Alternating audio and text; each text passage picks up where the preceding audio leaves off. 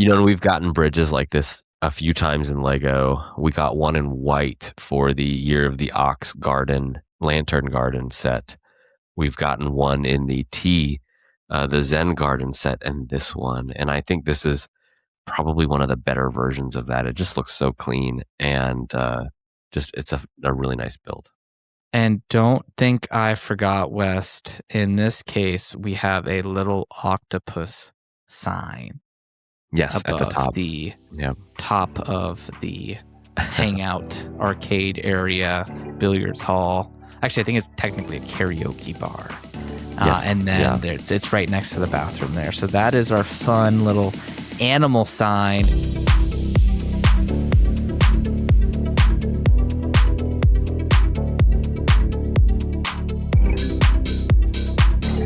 Hello, bricks, chicks, and minifigures. You are listening to AFOLs Welcome, where we talk about all things Lego from the perspective of two adult collectors. We're your co-host. I'm Grinch. And I'm West. And today we are diving into or climbing up the world of Ninjago City. But before we get into that, West, I've got a question. How was your week? Well, Grinch, as it is probably clear on the audio at this point, I've been fighting a cold this week, so that's been no fun. And I don't have much to report on the Lego side of the house. I will say we've had some great comments, a lot of great commentary on our last episode. We'll talk through some of that in the Brick Mail section. But two comments I wanted to pull out and just call out real quick. Rufus the cat called out a misspeak from a few episodes ago.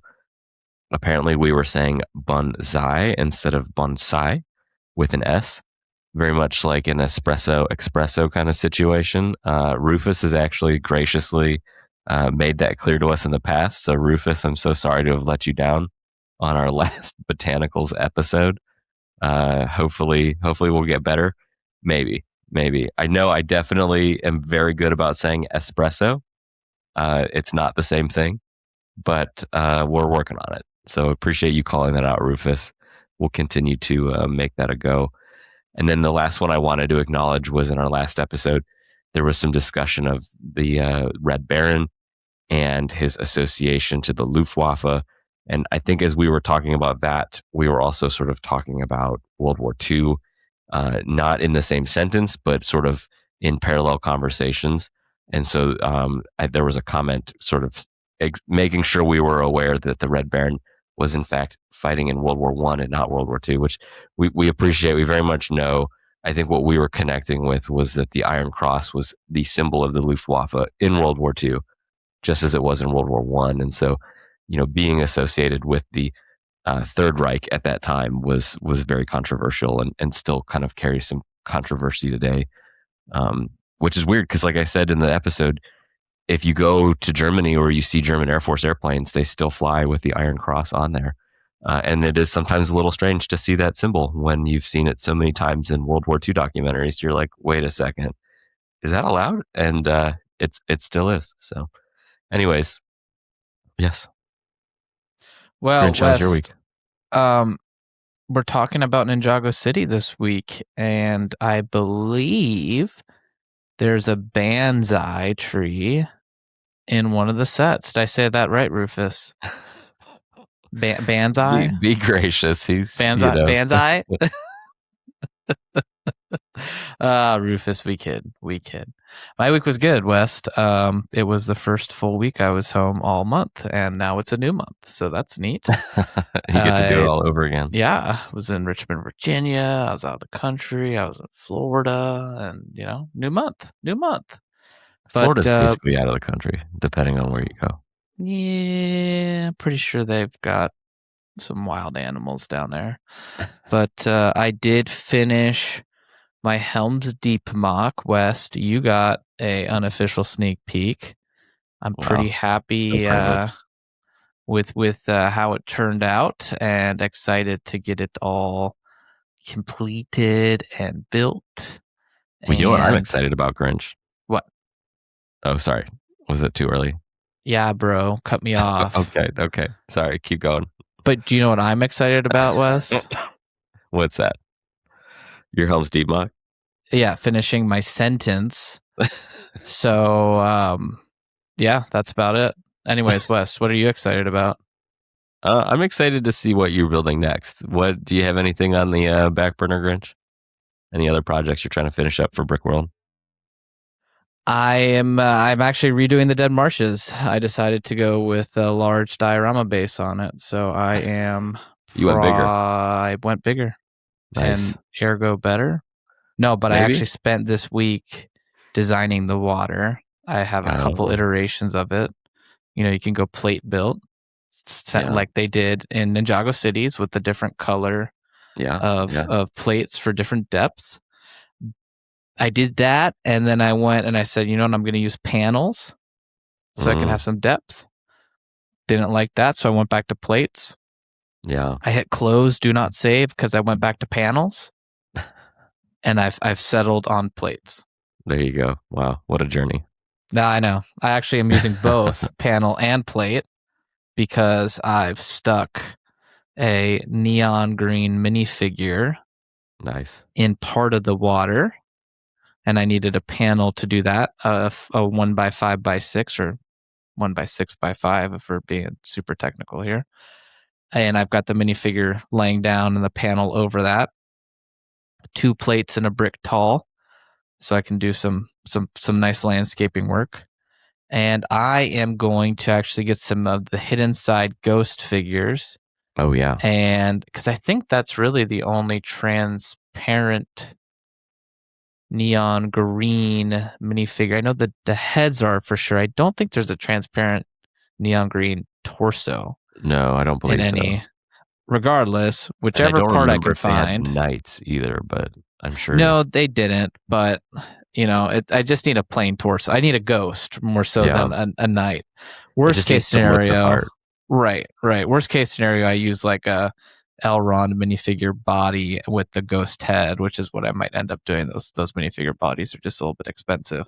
Did they do And ghosts from the Black Fleet ship?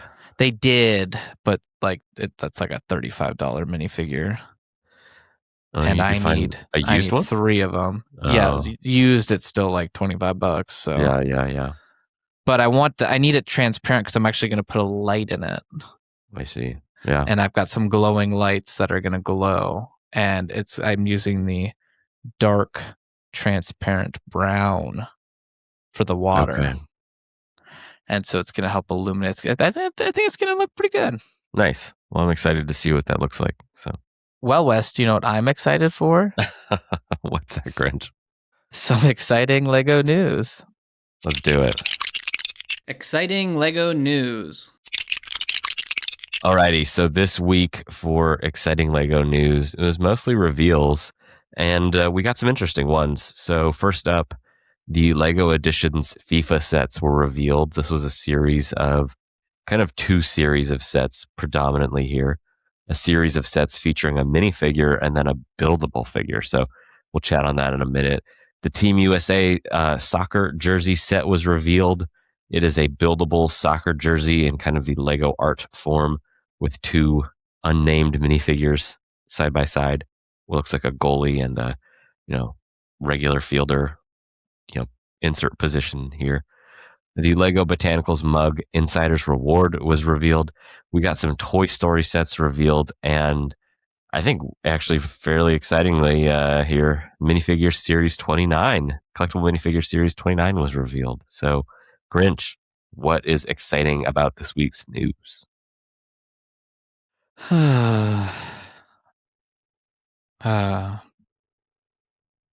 Dude, is it like the death of playsets?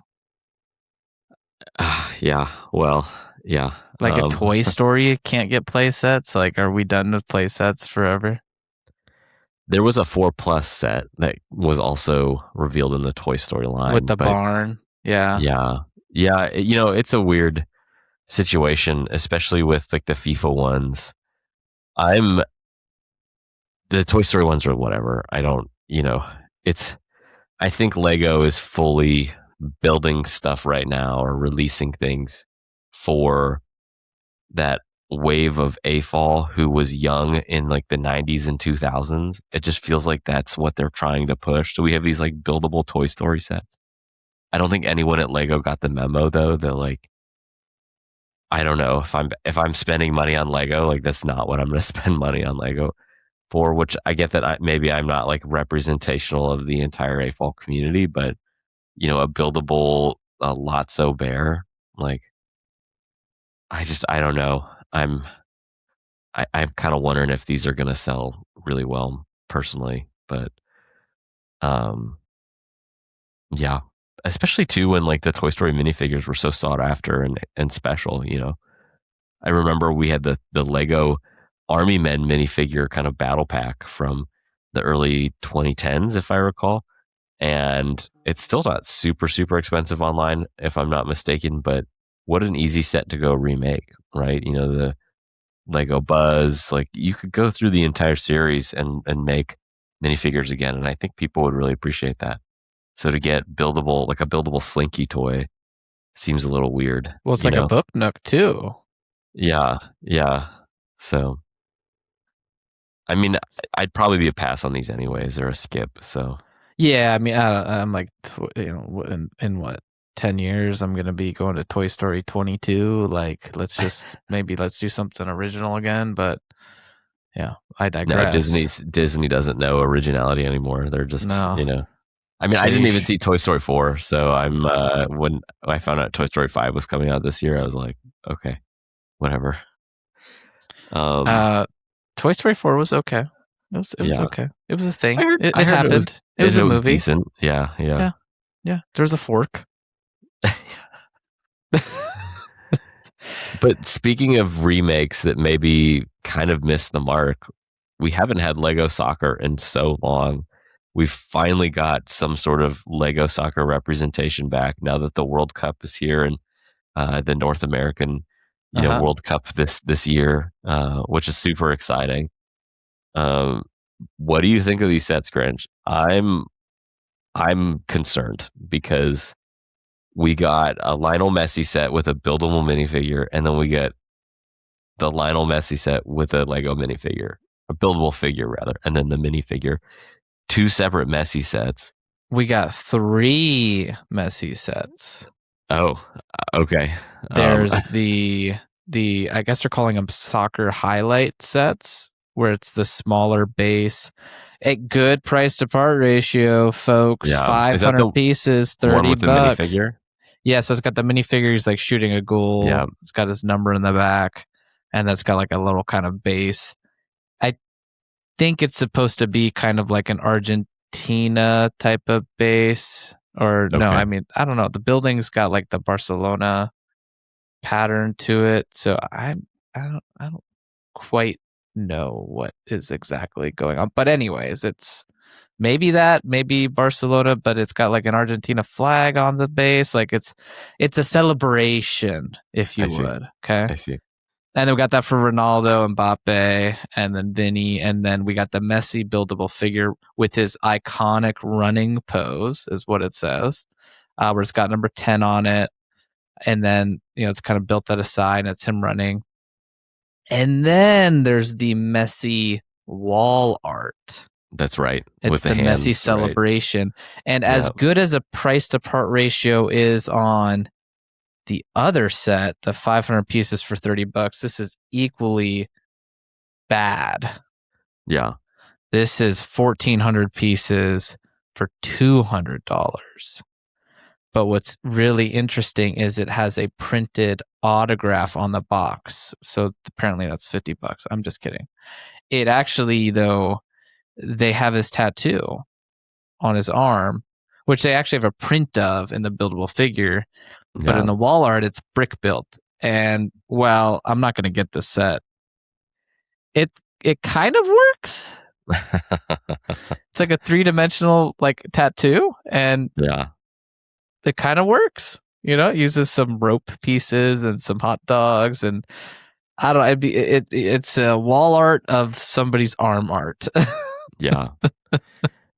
I think I've got a few comments here. The first is we know that buildable figures do so well for Lego, so it's really exciting to see them like explore this venture again. And I'm sure this line they'll just You say that absolutely crush it. facetiously, but they keep doing it, dude. Like we get buildable figures it must be, but that's the thing. It must be a good impulse purchase because, for a while they're $30, right? But these Yeah. are not. These are what, $70, right? $80. Well, all of the So, faces are like giga chatting too. Like just yeah. it's interesting. I'll just say that much. The Ronaldo face, especially, is just like it's a little weird to look at. Yeah, Messi's kind of mewing over here. Yeah. So for our Gen Alpha and Gen Z listeners, we got you guys. Did I For say it right? everyone else think the blue steel look from the movie. Yes. I have a cold. It's hard to think right now. Zoolander. That's it. Um, anyways, yeah, dude, I just don't understand. I feel like the overlap of the minifigure and the buildable figure is kind of a weird business strategy here because, if you were really inclined to go buy a soccer set and you really wanted, Lionel Messi and it's Lego, I feel like you'd be probably more inclined to get the minifigure.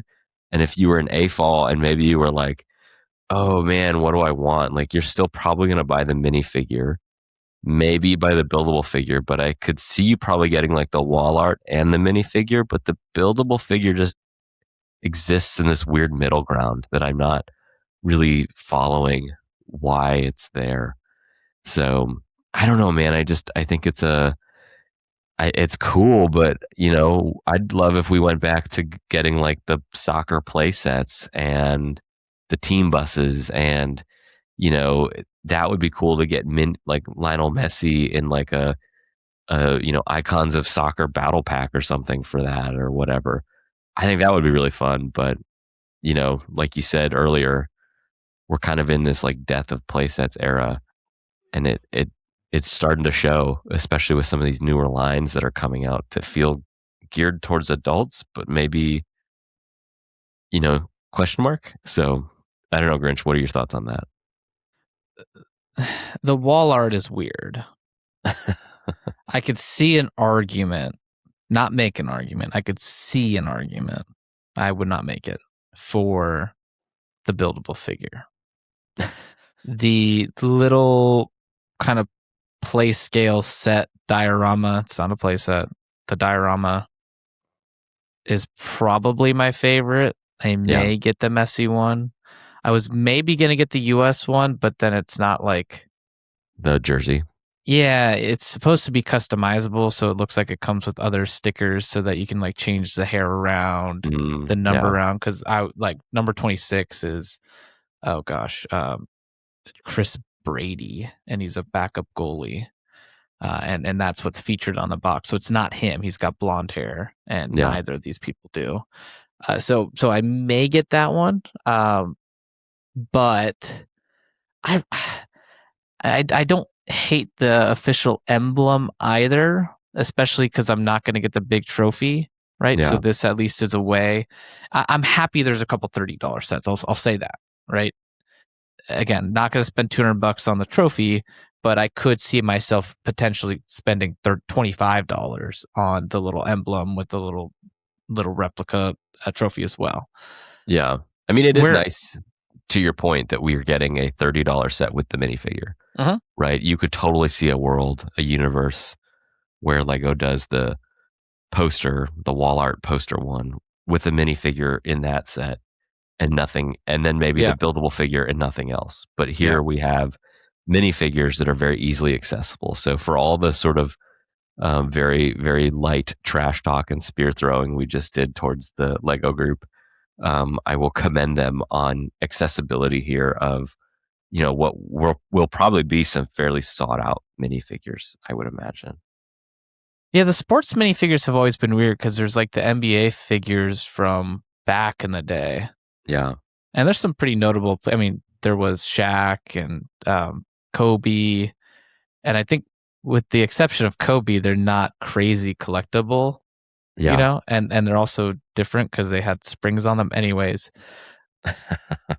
I may get the messy one because I do like messy, but I don't know. I would have much rather preferred a CMF series. Yeah. You done the same minifigures, right? You can do a couple more. Maybe you do And they've one or done two them US for, players. Yeah, they did the yeah. Team GB in 2012. No, that was the Olympics. When was Team GB? It was 2014. I And they want to did say for one of the the soccer teams, didn't they? Team G. Sorry, not Team GB. Team Germany. They did Team Yeah. GB for the Olympics. Team Germany is what I was thinking in 2014 for the World Cup. So if you had told me 6 years ago we were going to get more World Cup Lego, I would have assumed it was down that route Yeah. and Yeah. maybe a hybrid of that and or the team bus that they did back in the day. Yeah. Not this. Not this. But speaking of CMFs, Grinch, we got the reveal of CMF 29. Anything stand out for you on this one? It's I looked at it and I kind of thought it's a banger. It's good. Yeah. It's not Yeah. there's nothing wrong with there's a couple of boring ones, right? I'm trying to pull up the image of them. Here they are. There's a couple of boring ones. I'm looking at the goalie, right? Cuz I get it. World Cup, but we're getting World Cup sets. We don't necessarily need that here. I think the I'm curious what like Ninjago fans think of the like kind of green ninja one. There's a clownfish piece which is cool. The kind of robo T-Rex is interesting. But Yeah. then of course there's the Bionicle cosplayer, which is cool. Yeah. There's like a little unicorn horse. There's a cat again, and then another witch. So there's some like stuff I really like, and then there's some other stuff where I'm kind of like, it's the best and the worst, right? Yeah, I haven't been super excited about like a standard CMF series in a while. And, we haven't gotten one in a little bit that's been kind of like standard Lego minifigures. We got the animal ones the last go, but all of those were like Costumes, costumes. yeah. And then we had the Speed Champions or the F1 collectible things, right? Which were sort of CMFs, sort of not. There was like the World of Warcraft ones. So there's all these sort of like variations off of standard. And we haven't really gotten like just a good old fashioned CMF in a while.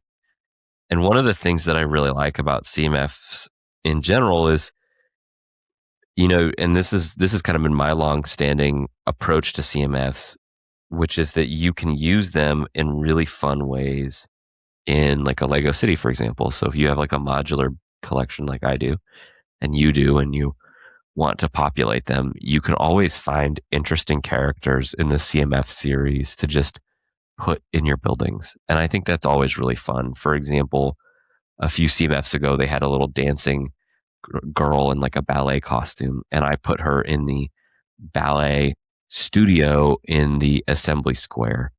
Or there was a figure from a few CMFs ago who was like working out or breakdancing with like a boom box, and I think I put her in the gym above the CMF or above the diner, right? And so it's just fun to see those figures in those settings, and I just think they can add a lot of life and variety.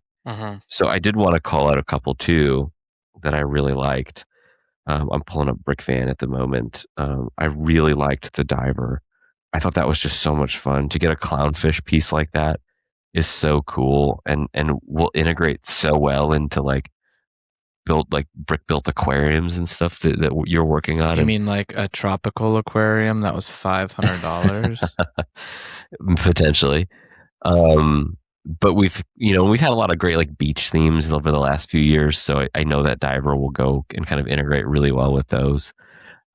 We had a snail piece with the guy who was the castaway, and so between that Hermit snail crab. piece, hermit crab, yep, and then this clownfish, I think we've got like some really fun animals And the there. turtle. I just wish they Yeah. did somebody else other than a diver. Because Maybe like a scientist would have been, because they're yeah, like a labeled as a marine Yeah, biologist, exactly. and but she's basically just in a wetsuit, so it's sort of hard to tell that she's a marine biologist. It just seems like she's a diver. There is But she does have a cool helmet or yeah, it's like a pair goggle hairpiece combo. with goggles all molded into one, which is really cool. The tuba player. Tuba. This one is frustrating for me. I love that we're getting a new instrument, but it just came off the shopping center that we got this year for the modular building that included a instrument store in it that had a lot of brick built instruments. And Grinch, if you can recall, that was one of my complaints about that CMF was, or that modular building, was that we've gotten so many great molded instruments at this point in like the Lego career, the Lego cycle. You know, we have the stand-up bass, the violins, saxophones. There's the older, you know, kind of trumpet / horn, you know, that was from part of some of the old knights and pirates and stuff. I guess that hasn't been reissued in a while. Guitars, right? We've got acoustic guitars, electric guitars.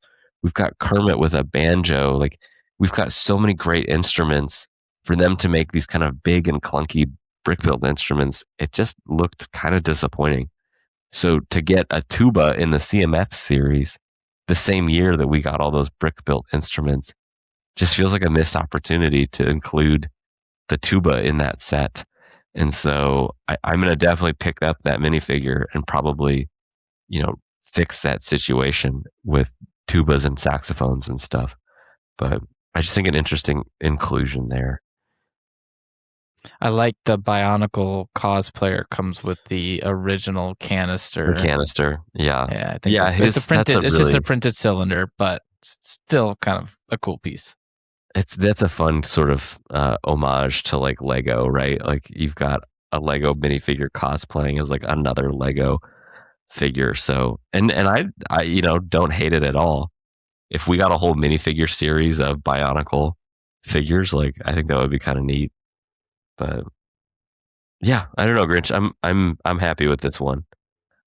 It's fun. I think the Chocolatier's probably the worst. Oh yeah, but you know, again, right? Like, that's exactly the type of minifigure that I would put in my city. So yeah. But you can also go to like the build a minifigure wall and do the same thing. I know there's nothing like super exclusive other than her chef hat with the like hair combo. Well, it came with like that dragon sapling piece thing, the little baby dragon in brown, because it's like a chocolate sculpture, I guess. But yeah. I don't know. It just seems like it's like a recolor, right? Yeah, so it's kind of like, you could have done a lot cooler stuff, I think. And then the Monster Hunter comes with like a flintlock bayoneted monster fighting flamethrower. She's like a steampunk. Yeah, it's an interesting setup there. So yeah, and first foray into steampunk, I guess. I did want to give a shout out to Brick and Nick, who is now a Lego designer at Lego. So that's pretty cool. A longtime Lego content creator and winner of Lego Masters Season 3. So another community member becoming a Lego fan designer. So for, you know, Lego being so out of touch with its fans, it sure hires quite a bit of them to come design sets. So, I mean, again, right? We sort of talked about that a few episodes ago, but what a genius move if you're a company basically cultivating a community where you're maturing the employees who you will eventually hire. Your talent pipeline. Yeah, dude, that's exactly what it is. And Lego's basically like, yeah, here's this competition to go compete on. And even if you don't win, we can still hire you. But like, you know, it's like, what a great way to do that. And like, you're not harming anything, right? And it like, he's, I'm sure, very excited to work at Lego. Lego, I'm sure, is very excited to have another talent or builder on their roster. Like, it's a win-win for everybody. Well, West, do you know what else is a win-win for everybody? Ninjago what's that? City. How about we head over to today's topic? Let's do it. Today's topic. All right. So, as I said up front, today we are talking about the legendary Ninjago City line. So, officially, there are 5 sets here: Ninjago City, the docks, gardens, market, and workshops.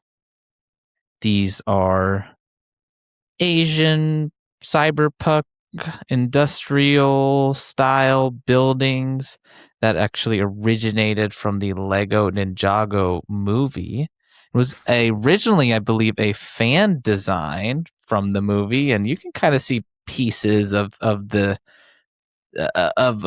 set in the movie and inspiration, but that design came from a fan themselves.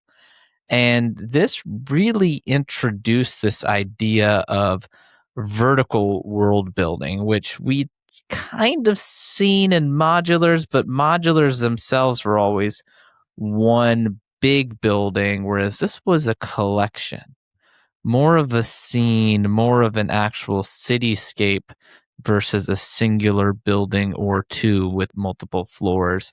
And this was also the first non-creator expert modular.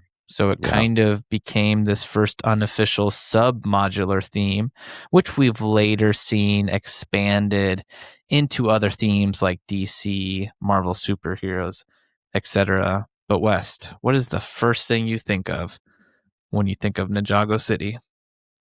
Oh man, Grinch. I mean, the first thing that I think of when I think of Ninjago City is probably I have something specific, but it's emblematic of more of the theme, and it's the water. Uh, this was one of the first instances where we got that brick built water technique that is so cool. It uses different shades of plates below transparent tiles to create this feeling of depth.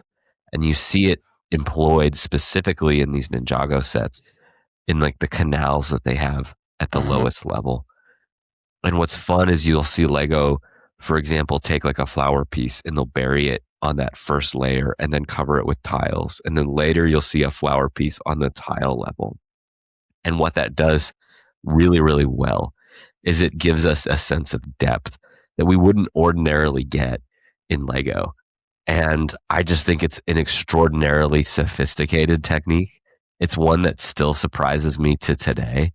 It's also relatively difficult to emulate, I think, really effectively and well.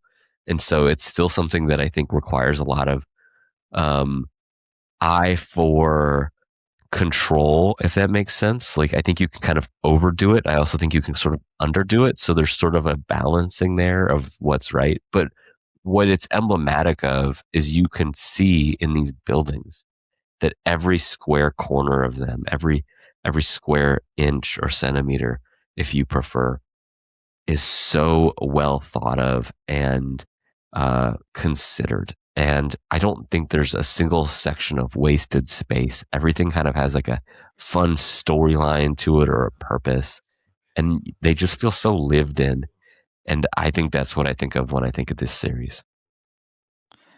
Yeah, I really think of controlled chaos in a lot of ways, but also like, this ugly, rugged beauty at the same time. You know, it's when you go and visit a major city, you can look at a major city a couple ways, right? If you've ever been to New York, you look at it and you're like, God, there's a bunch of garbage on the floor. It smells bad.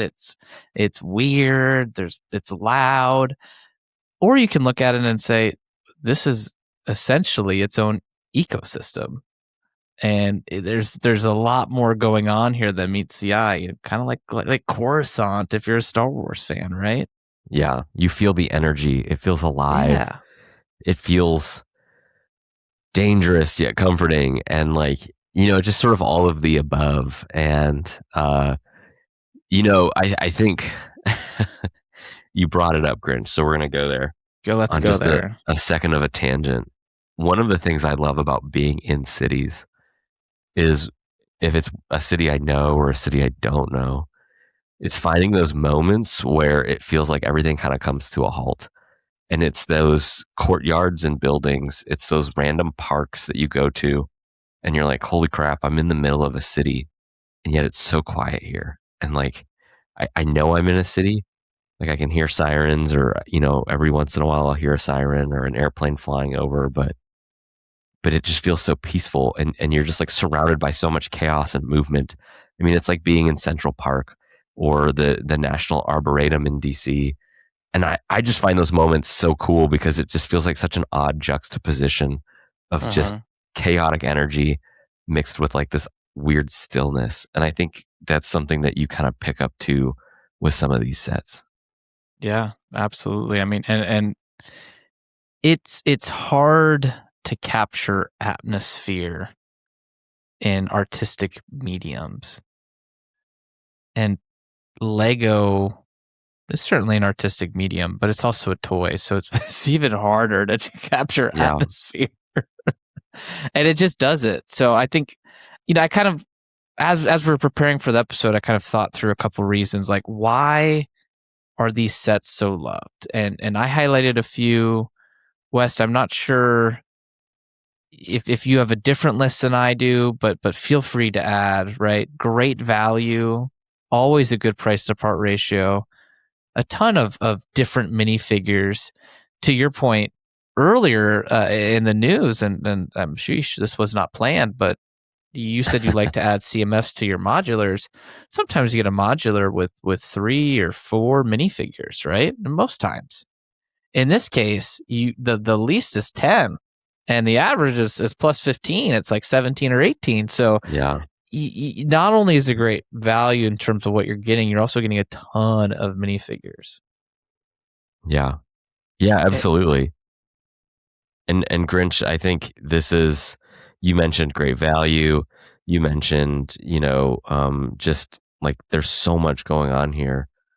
There's so many great building techniques that feature Asian themes, and longtime listeners to our podcast will probably recall that is one of the things that I think Lego could do a better job with, is exploring those themes in more detail. Specifically giving us sort of more things. A lot of Lego is sort of European influenced, which, I mean, it's a Danish company, so surprise, surprise. But it would be nice to see things like, we got the Zen Garden a few years ago. We got that sushi gift with purchase just a few weeks ago, right? I'd love to see a ramen shop or a sushi restaurant in Lego. But Ninjago kind of gets us the closest to what I think, will be those themes. And so we see some really fun building techniques. Like I mentioned, not a single corner of these builds are really left to waste. I mean, just looking at like the first one, for example, and I know we're going to talk about these in more details, but a little bit later, but there's a section of it that's just below the comic store on the very ground level, and it's like a pipe, and it looks like there's either a wheel or a bucket that's been put inside a 1x4 arch brick, and it just gives it that sense of depth that like doesn't need to necessarily be there, but they put it there, and it just makes it look so much more realistic. And there's more versions of that later that I'll comment on, because I just think those little inclusions are really, really fun and worth calling out. But anyways, Grinch, I'll let you keep going with your list. Like you mentioned, highly interactive, fun builds. They get you excited. I mean, West is over here chomping at the bit to just start talking about these sets. So I'll get my list out of the way. Really cool play features. It's kind of an unofficial staple of all these to have not just like a gimmick, but a really well designed play feature that kind of almost ruins other Lego sets for you, because they're like, well, you can do this now. It changes the game now. That doesn't make it easy to do. It's not technology, I want a flushing right? toilet in every single Lego set I get now. West absolutely does. And then nice part usage after nice part usage after nice part usage. It seems like it's just, again, in addition to the cool play feature, it's like, okay, there's a committee out there that's like, this is not a good enough play feature. So much so that nice part usage. So much so that I was like, we almost need to do like an award show for each one of these on like which one had the best nice part usage. We'll be sure to kind of highlight some of those things. as we go through. But I did prepare some data as we do. And yeah, West, I mean, great piece counts. The average across all 5 of these is 4,700, and the average price is right at $300. Yeah. So the average price to part ratio is right at essentially it's 6 for every single one of them, 6 cents, except for the one is 7. Oh, And so the geez. average is right at 6.5. And so just a phenomenal deal. Minifigures, right? The average was 17.2, the most being 22, the least being 10. There are 3 of these with more than 19 minifigures. And overall, like, really sought after on the secondary market when they retire. But also, if I had one negative with this, is it's kind of feels a little sporadic, right? Like, as far as collecting these go. How dare you, Grinch? Well, the first one came out in 2017, next one came out in 2018, and then people just kind of thought we were done, right? And then in 2021, 3 years later, you get another one. It's like, okay, well, it's the 10th anniversary of Ninjago, and then you get another one 2 years later, and then another one 2 years later. So it's just kind of interesting how it's a little sporadic. But did anything kind of stick out to you from the data? Well, Grinch, I mean, just the price per part. If 10 cents is the golden ratio in Lego, I mean, these are destroying that in just like crazy ways. The fact that we're talking about a 6 cents price per part ratio is pretty wild. And everything you mentioned, I mean, the nice part usage, the building, the playable features, a lot of these sets. It's really weird, I think, to think about the fact that these sets have set so many standards here of just things, I mean, and it's just so cool to see. I'm looking back at even just the first set, and I'm seeing building techniques. West. We're going to talk about the I first know, set here in a moment. I need you to calm down, buddy. I need you to calm down. We're going to get there. But these are, and I won't call anything out just quite yet, but I mean, building techniques that we won't see again in Lego for like another 4 or 5 years are done here first. And it's just, it feels like, you hear the stories of like the Lion King team at Disney was like the B team, or the people who made the Emperor's New Groove was like the C team at Disney. And yet they just like made this incredible movie that still lives on today, is arguably one of the kind of canonical Disney movies that is beloved by generations of fans. And this just feels like somebody was like, hey, you guys go work on these Ninjago docs, these city sets. Like, they're based off the movie. It's a set, it's our original IP, we love it, but like, you're not working Star Wars, you're not working Harry Potter, you're working Ninjago. So like, you go just do your thing. And the team was like, hold my beer. Let me go, crush this real quick. And while we're at it, we're going to solve, world hunger too. Because that's what it feels like these sets kind of look like. You know what I mean? So it's just really fun to see everything going on in them. And I know we'll talk about it a little bit later. I'm sorry, West. Is the Emperor's New Groove like cool now? Oh yeah, it's beloved. Okay. I'm either getting old or have poor taste. So why don't we share that taste then, West, and let's talk about some Lego sets now that now that we're to that part in the notes. Okay, finally. Let's count the bonsai trees as we see them in the sets here. That's for you, Rufus. That's for you. All right, let's start at the beginning. We've got Ninjago City, the Ninjago City West. The only one. Take it away. Okay, so as you mentioned, Grinch, this is effectively a modular building. It's built on a standard 32 by 32 stud base plate. It basically has 5 floors if you count it, although each section, the floors are sort of variable, not all kind of the same height. It starts off with a canal at the base and some small kind of shops, goes up to sort of an intermediate second floor, sort of the tops of those shops. Above that is sort of the first proper city floor, indicated by things like guardrails that have all sorts of like Lego, Easter eggs hidden in them. And so callbacks to old Lego themes, but also to Ninjago themes.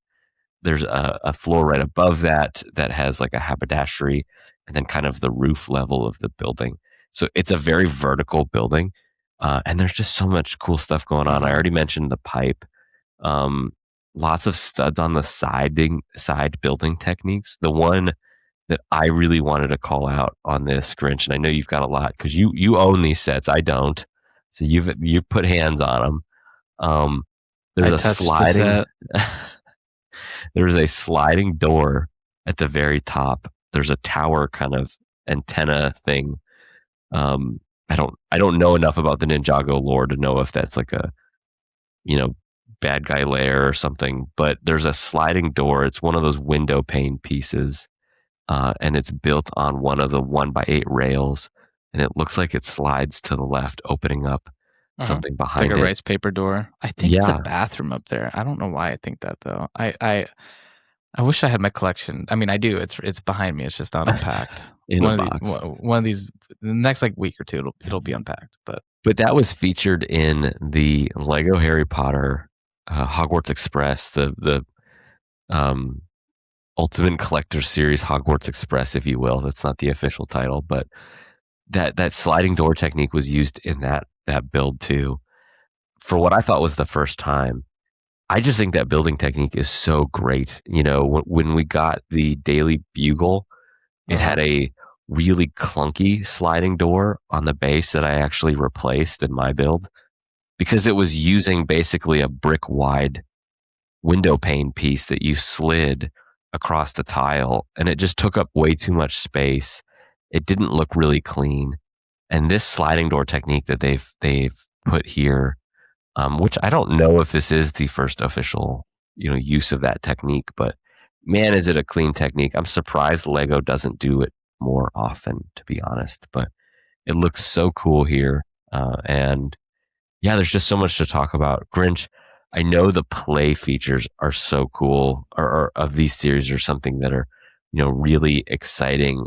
Do you want to talk us through some of the really fun play features in this set? Yeah, so there is, of course, a working ATM. So when I say working, I mean you hit a button and a dollar flies out, and then you can put the dollar in on the other side, which is pretty sweet. There's a fun play feature I guess it's a crab shop or seafood shop or a sushi shop the sushi shop's on the top. There's a sushi conveyor belt on the top. Yep. And then in the restaurant, there's actually a little feature where they've got a orange colored crab or a kind of orange yellow colored crab, and you flip the pot and it reveals, or when you flip it, a cooked crab or a tan crab appears. And so that's kind of just an interesting little play feature. I also love because there's just like randomly like a miter saw on the wall in the crab shop, which is like you may use like a little like electrical butcher saw knife, like more of a what are they called, like a swaddle or a swaddle or whatever those things are called, the little jigsaw thing. But this is like a full on like miter saw from the Arctic line. So just not intentional. It's just kind of, I always thought that was funny. And then you do get, I mean, those are some of the play features, but there's an elevator.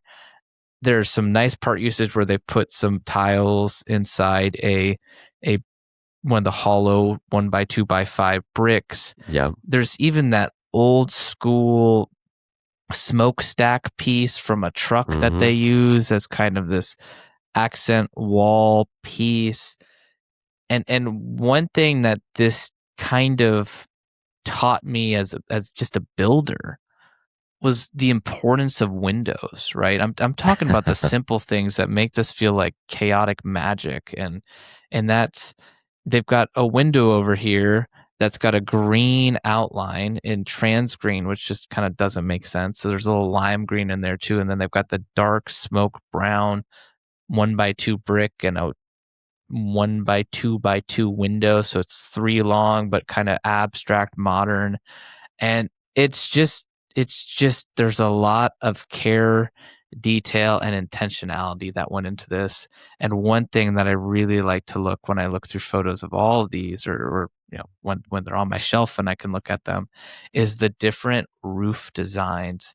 The Yeah. importance of not just kind of repeating that same technique over and over again and introducing different roofs. I mean, this series kind of takes the cake in my opinion when it comes to the best roofs, because this in this set here, and I'll make sure to call them out as we talk about the other sets. In this set here, we had the tire bar roof, right, where they actually attached the wrench. That's not a wrench, it's the little, the tire bar remover. What's that called, West?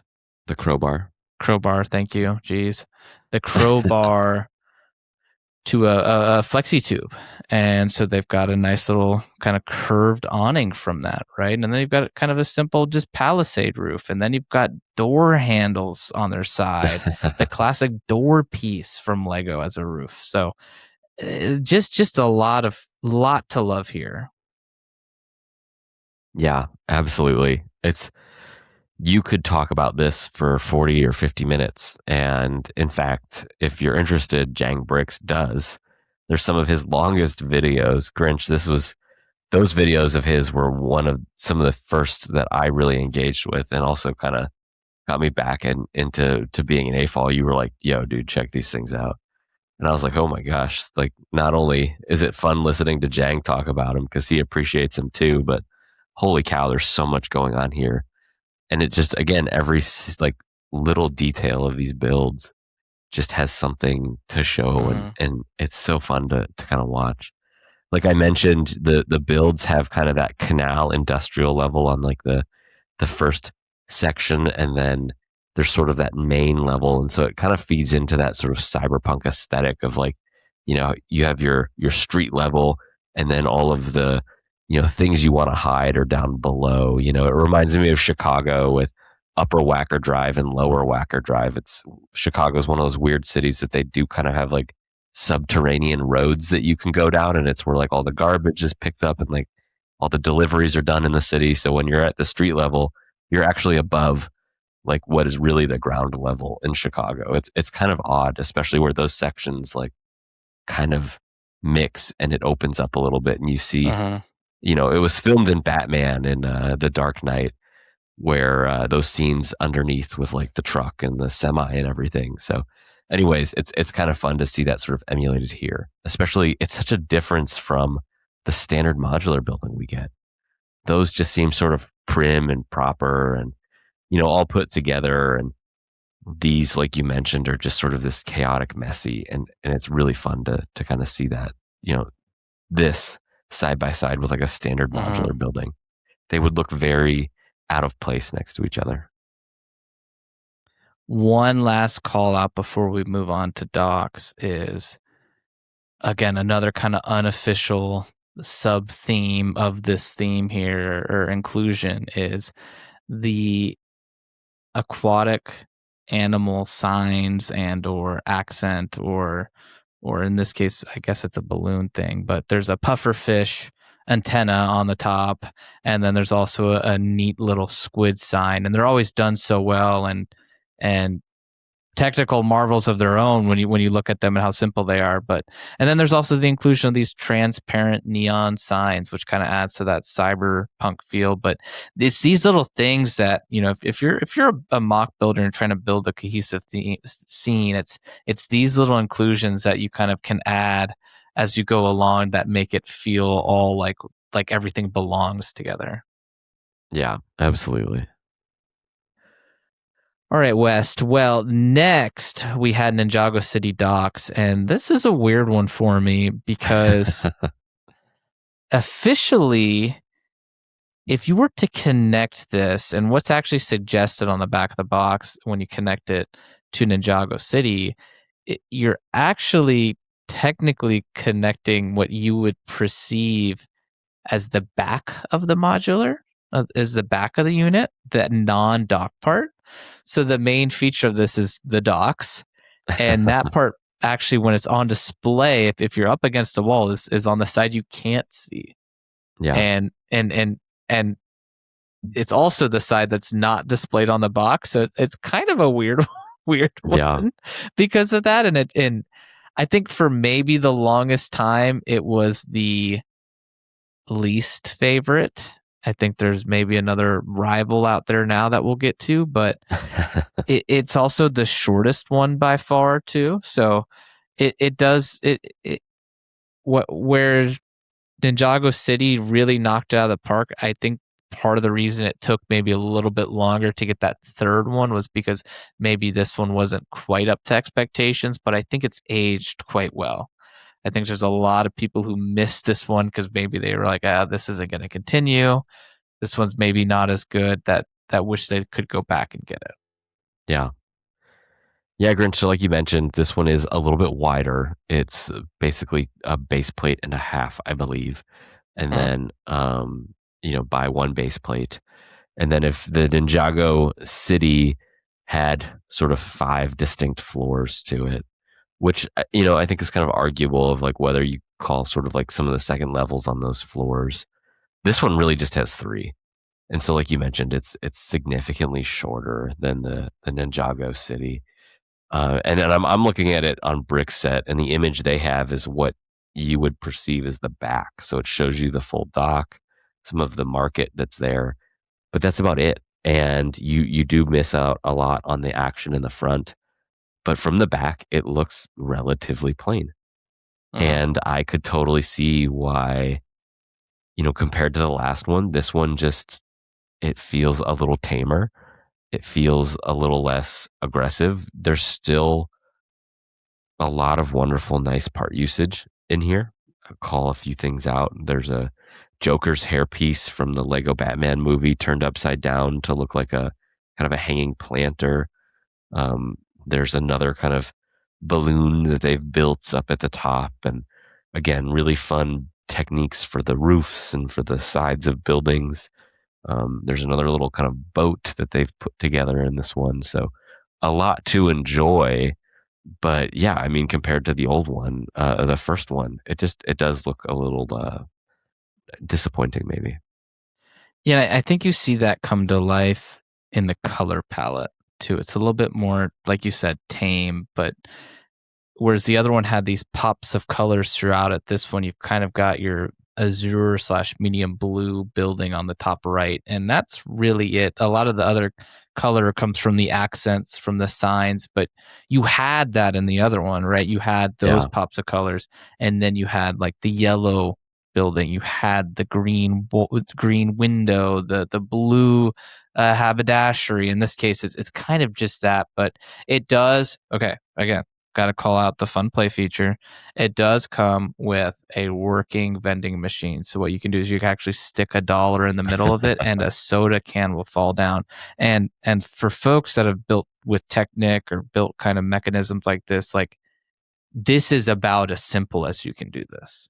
I mean, it's not, when you build some of these things, and you either build them at a scale that are so ridiculously large to make it functional like that, or you've got to use so many pieces and it just doesn't fit in this scale, right? This does. Like, this is a vending machine, as a really small footprint. It's just a few bricks wide by a few bricks deep, and you could stick the dollar in there, knocks the little soda can down, it falls through, which is just super cool. It continues with the neon signs, of course. This one has the sign in it from the movies, the days since last attack counter, and then I think you called out the antenna, but in this case, we actually don't have a aquatic animal. We have a pig. I think it's a pig. It's a pig, but it's kind of a ballooned up pig on the side of it, and so Yeah, I mean, you get some play features with the dock, right? You get a working crane, you get a little rotating rotisserie chicken, or I guess it's more of a turkey, but you get a little rotisserie style kind of market area there where you can dump over the fruits and the vegetables. This one really felt like more of a play area, like you were actually supposed to play with it a little bit more. Yeah. You also got like the little artist paint pads for lily pads. They were just colored in green. So that was kind of a fun inclusion. Again, that water technique just coming in really strongly here and just really well executed. I mean, I think still a lot to love. And you really see sort of Lego designing, um, really like on display. Lots of studs on the side, building for some of the buildings.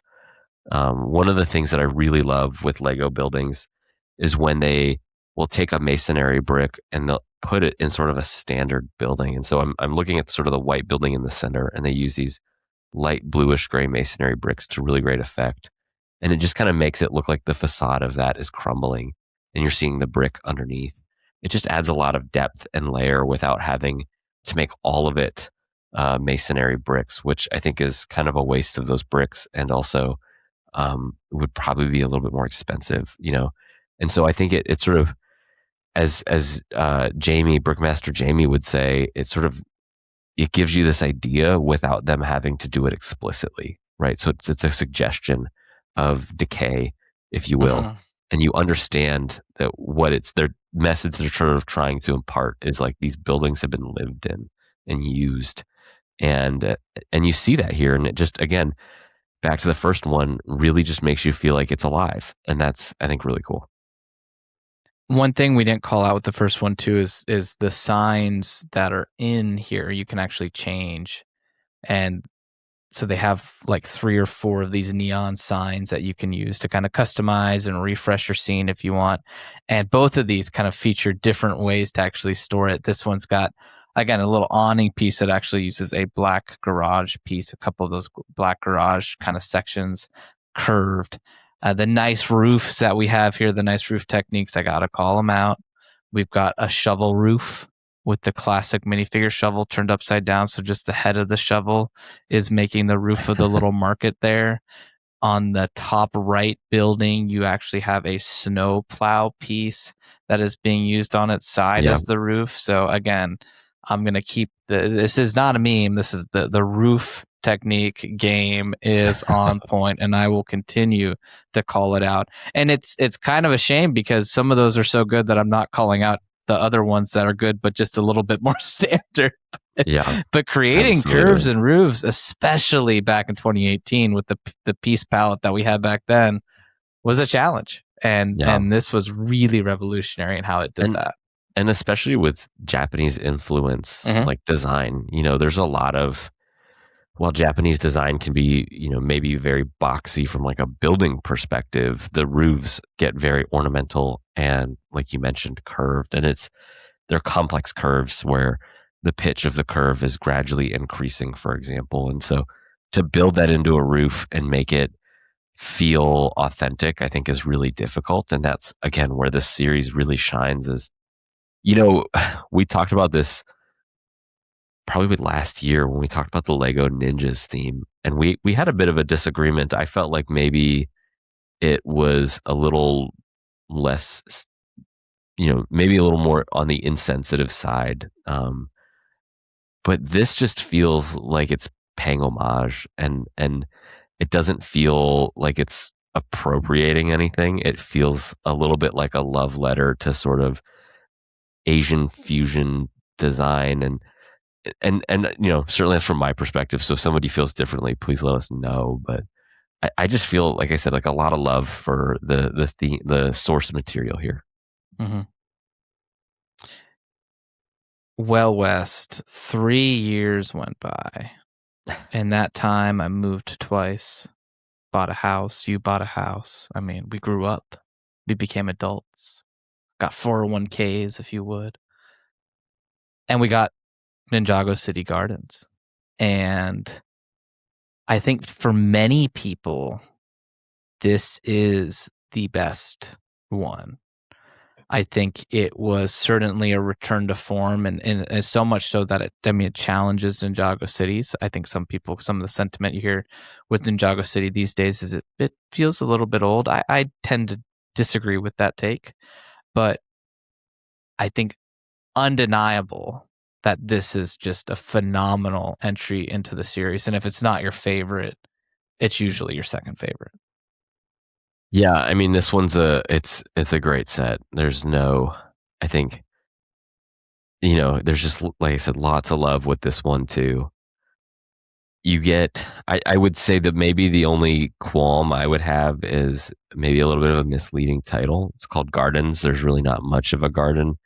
Again, this one occurs on predominantly a 32 by 32 stud base plate with a 16 by 32 stud base plate kind of off on the side. Garden. It's like a temple or a garden, if you will. A garden temple. A relatively smaller build, I would say, though. So that would be kind of where, again, like for a set called Garden, it does feel like there's maybe a distinct lack of a garden to some extent. But yeah, I mean, again, right? Like if we're counting levels here, this one is at the same height as the original, so it goes back up vertically in some really fun ways. Taller, technically, if you're measuring. Yes, with the antenna, height, yeah, but still kind of 5 distinct levels. The color is back. You have a tree growing up the first, effectively 3 levels, kind of peaking at the 4th level. With the tree banzai tree on the top. Sorry, Rufus, I have to. Lots of great minifigures, lots of great building techniques. I mean, again, incredible part usage. The one thing I want to call out on this, there's such small, like little inclusions. This was the era of those powered up pieces.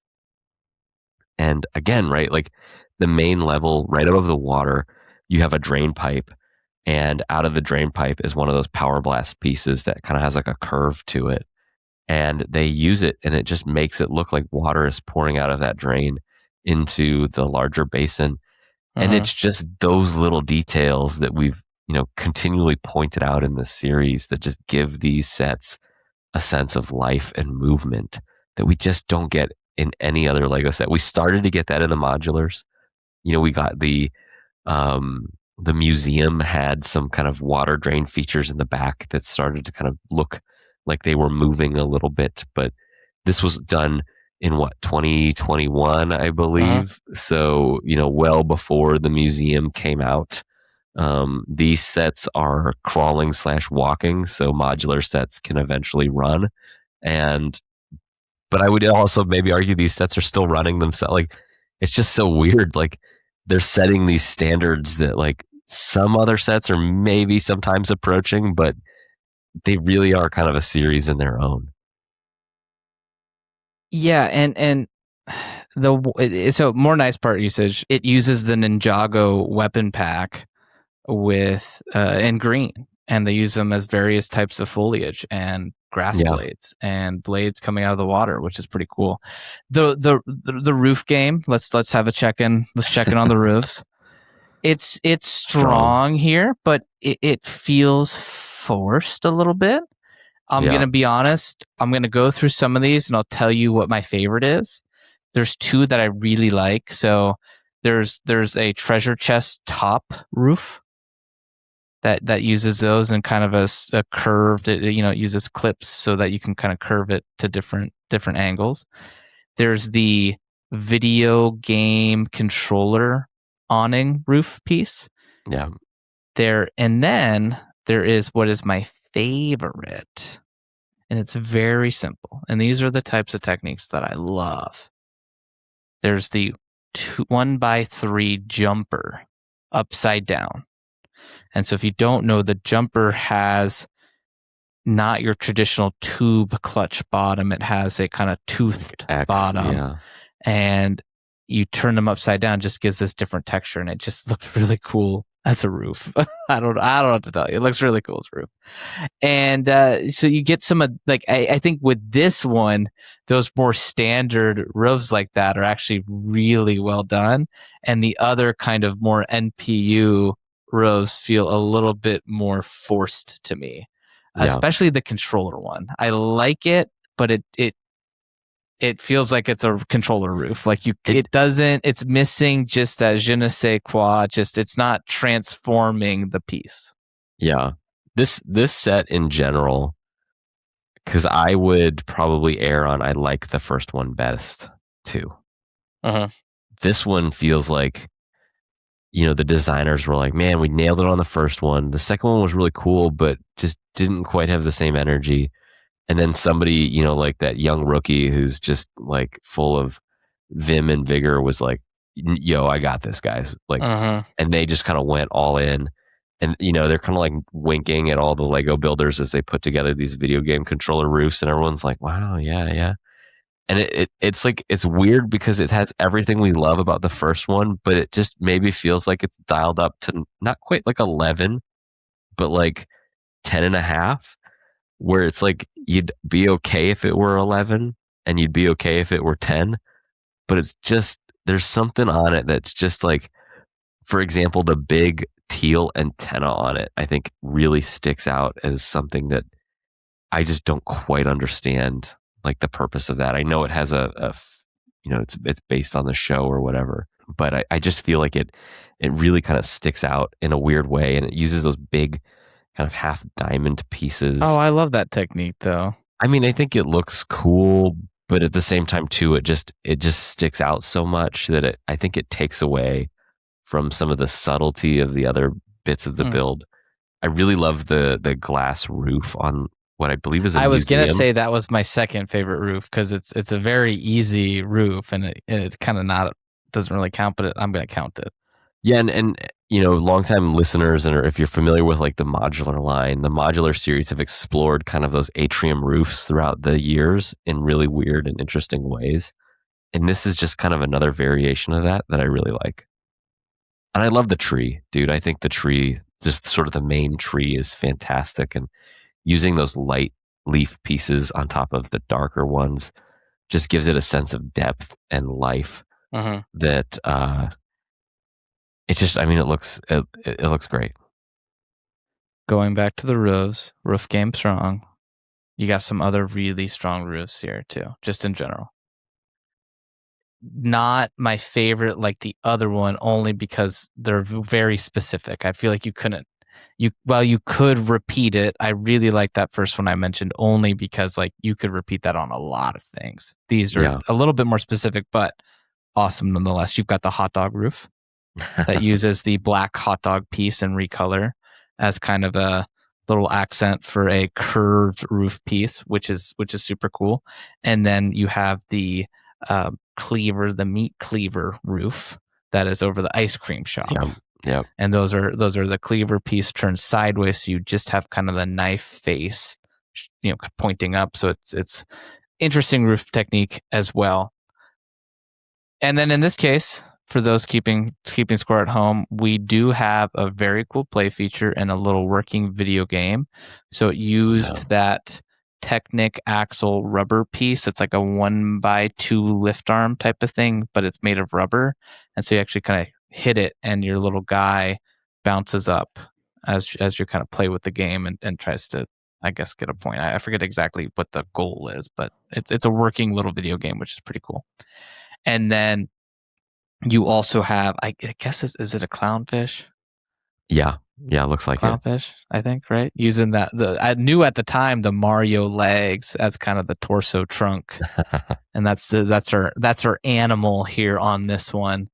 And then I mean, just a great little set, and it fixes an issue that you didn't know you had at a time by actually adding that little garden section, because you attach it to the docks that way, and then the next set we're about to talk about. Are we gonna go talk to the set? Sorry, it's been a long week. The next set we're about to talk about is 2 base plates wide, so it fixes that kind of math for you for those keeping score at home.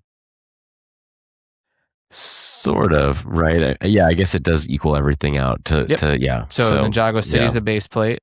Docks is a base plate and a half. Right. If they just had this as a base plate with the introduction of the markets, you would have Yeah. 2 base plates, so you can't have a circle then. So Yep, let's talk. yep, yep. Let's talk about the markets. Let's do it.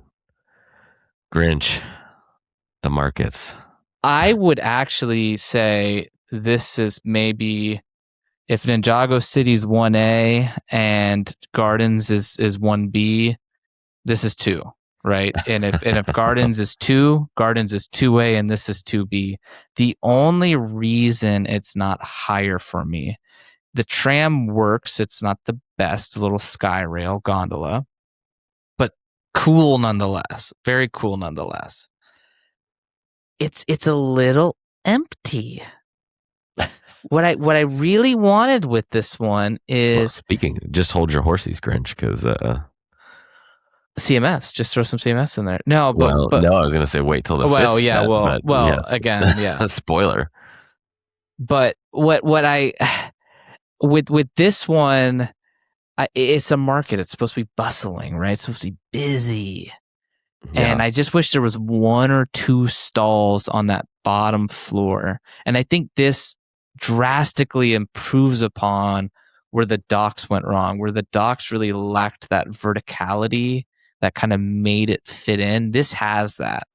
But there, where the docks did it better is it feels more intricate. It feels like a maze. This, when you get to that kind of main area, especially in person, that they hide it a little bit in the photos just because they got the minifigures kind of more concentrated down there.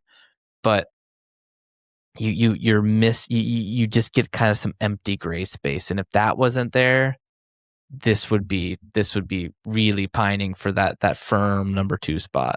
Grinch, one of the things that I did want to call out up to this point is you could engage with this series and not really know the story.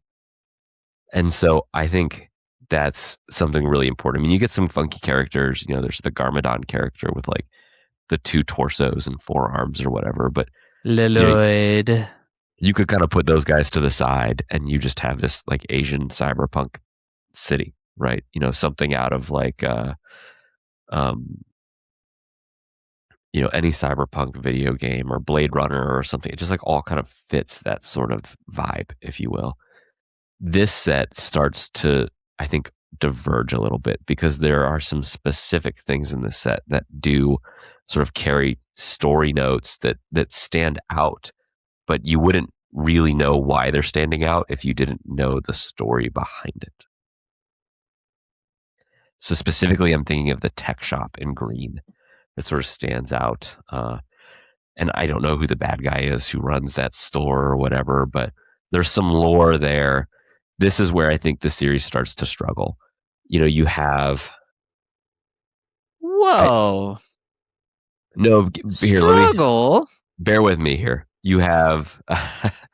Whoa. This series, you have, just like we talked about with the first few, this one's kind of at the 4 stories tall level, so a little smaller than the gardens in the city, but about twice the size of the docks.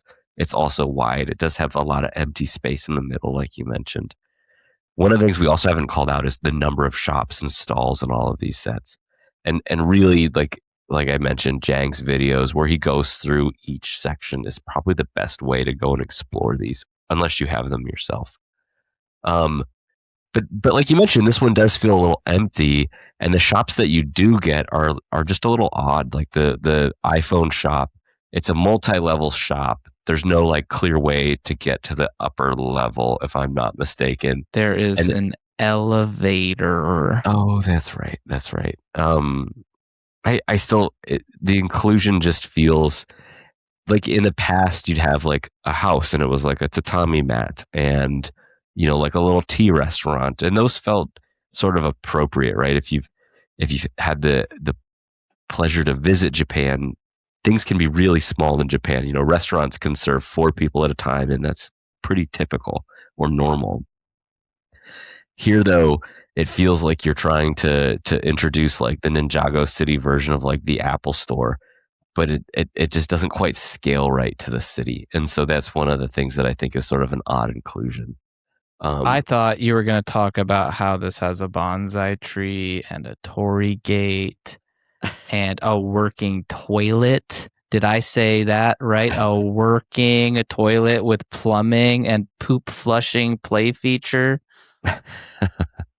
Well, no, but I mean, you're absolutely right, Grinch. And there's some really cool stuff that's going on in this set. So, again, starting at the base level, some really great water detail that's continued on in this one, as is typical. Some really wonderful part usage here as we sort of go up the floors. I know you're going to call it the roofs, so I'll let you do that. Again, more studs on the side building.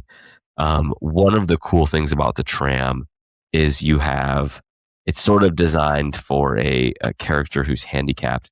And so there's like a ramp to get up it that really kind of makes sense. It's sort of like dual use. There's like steps in the middle and there's like the ramps on the side. And that's kind of cool to see as it passes through a section of the city. There's like pieces of the floor that open up to like let it pass through. That's just really, really cool. The one thing I just don't like about it, Grinch, is it's like a monorail, but like a hanging monorail.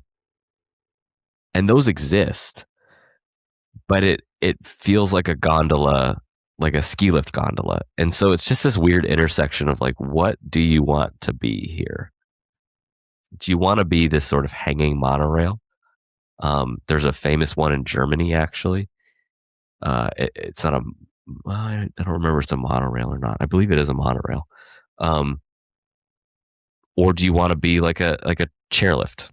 And I think that because it's just got that big black bar kind of going across the center of it, it just, like I said, it just doesn't quite know what it wants to be.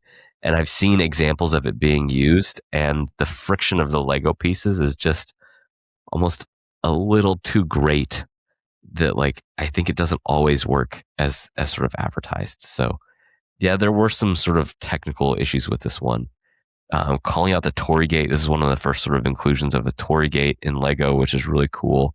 And then, yeah, I mean, the flushing toilet is like great, although also presents really, unfortunate realities, which is the water that surrounds all of these city buildings is full of poo. Don't drink the water. Yeah, don't. If you fall in it, definitely shower immediately. But yes, anyway, or don't if you're into that.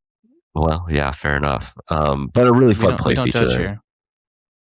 So let's talk some roofs. But actually, I will first say, yeah, the monorail. I'm okay with the design because, like, it can kind of be its own thing. Again, it doesn't have to be based in reality for me, but it doesn't work the best. So if you were designing it that way to work better, you kind of failed because it's a pretty slow crank. Yeah, and just kind of just like, and it needs something it needs a little bit of a better mechanism there. It's a little tight, and maybe it had to be that way, and I'm just too stupid to know why. I mean, that's definitely a possibility. I don't think that's the case, Grinch. I do think that was probably the easiest way for them to build it. But, like the roller coaster pieces have a way better friction, or less friction, I suppose. And so I'm wondering if there's another way you could have built it with like the roller coaster pieces, for example, that would have given you just a smoother slide on it. Yeah, I mean, look, I'm criticizing, but also trying to recognize that, well, I'm saying I feel like there's a better way you could have built it. I'm not proposing what that way is, right? So part of that's also on me. But I do feel like that could have been an area that was just a little bit stronger, especially almost being what is essentially the main feature of this, right?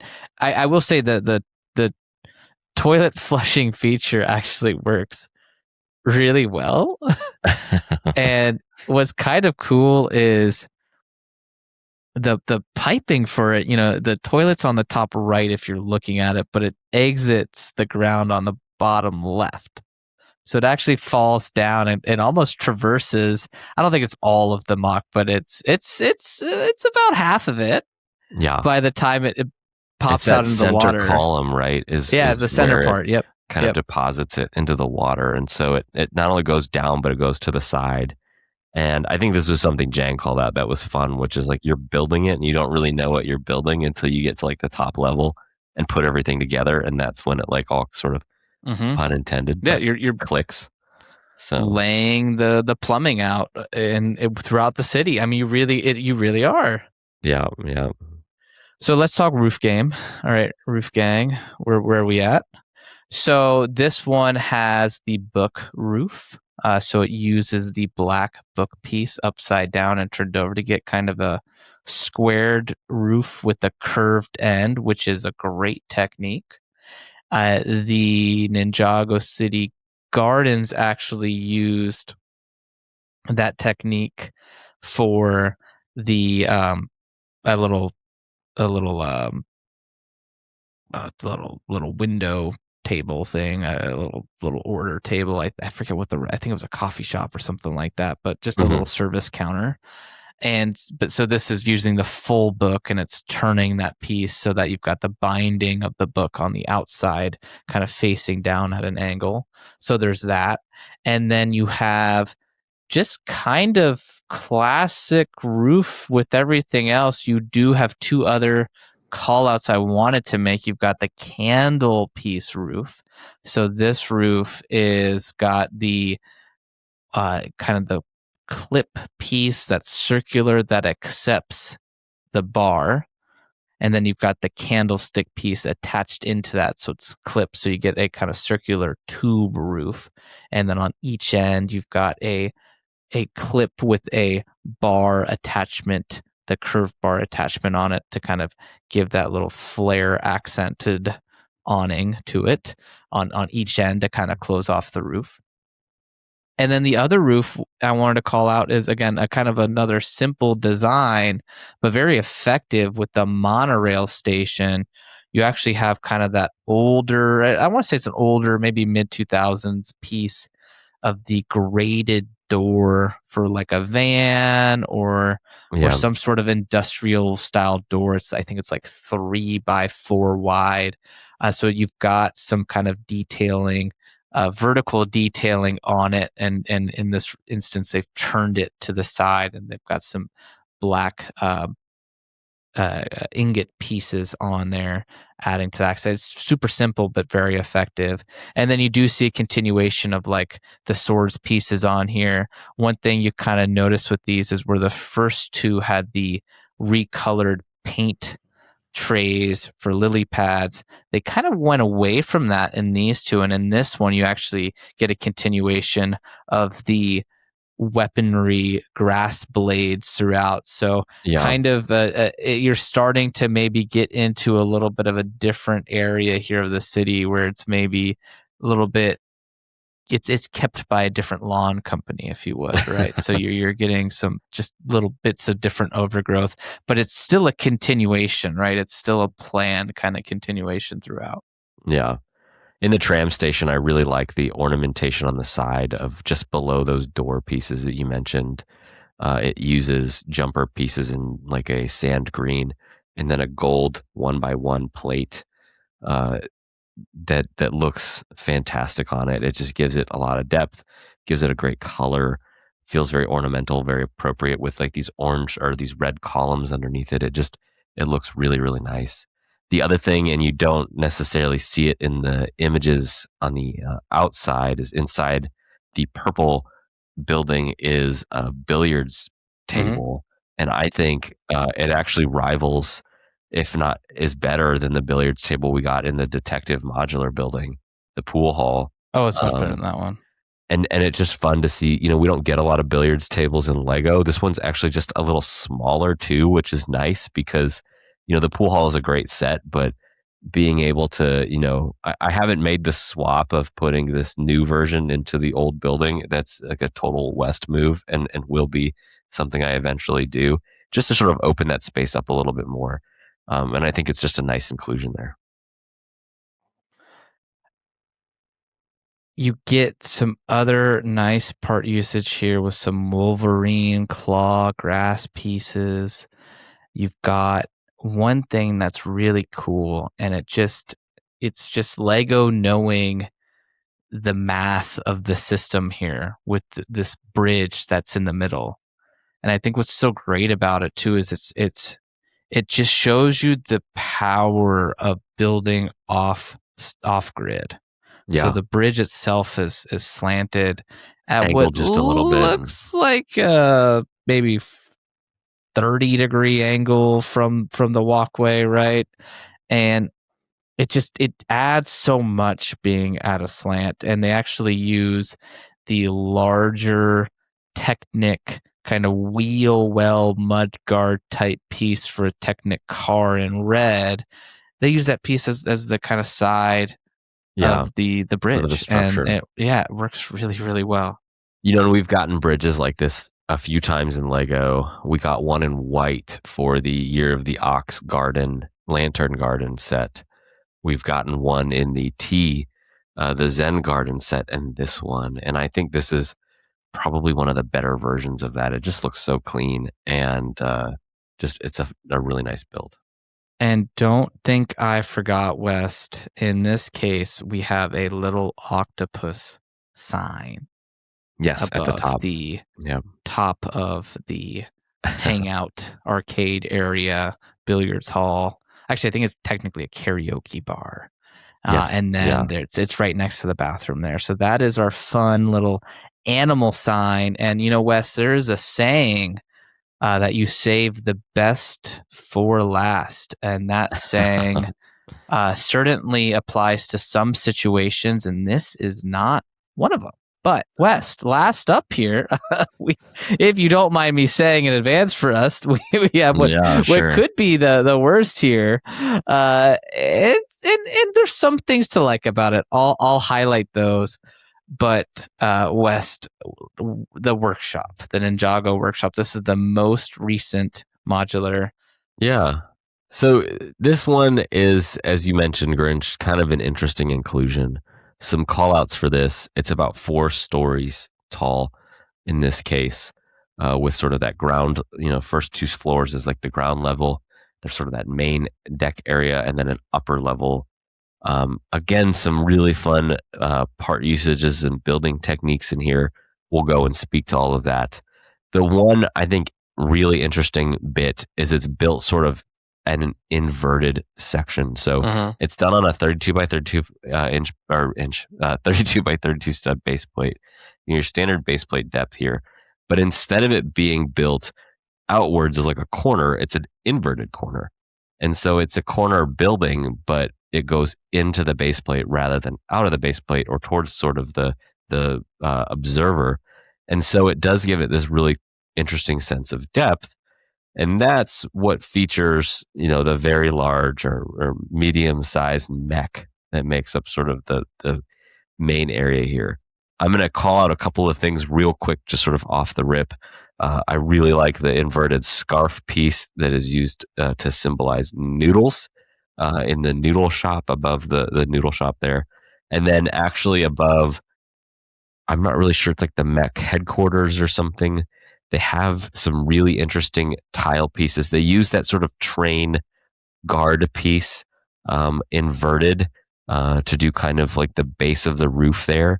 But then they use tile pieces to create like a really cool striping pattern. And it kind of gives like some 80s techno vibes that I think is really, really fun. The first time I've actually noticed that today.